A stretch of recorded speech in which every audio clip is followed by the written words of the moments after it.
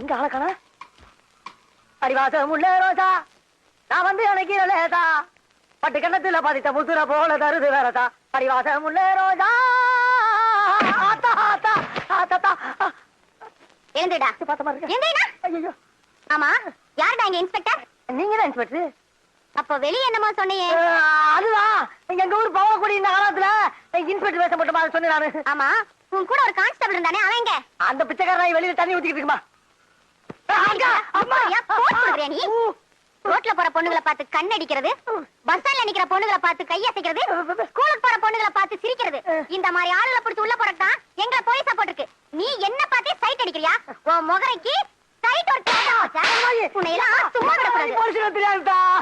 இனி தாங்காதுதா, இனி தாங்காதுமா, இனி தாங்காதுமா, இனி தாங்க.